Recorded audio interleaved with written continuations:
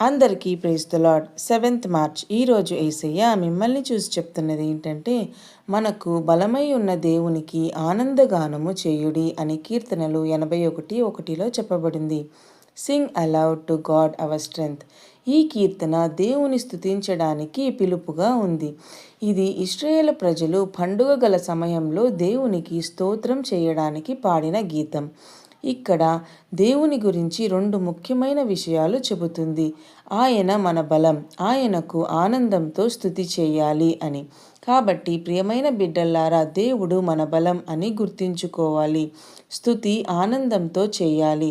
కష్టాల్లో కూడా దేవునికి కృతజ్ఞత చెల్లించాలి. స్తుతి మన హృదయాన్ని దేవుని దగ్గరకు తీసుకుని వెళ్తుంది.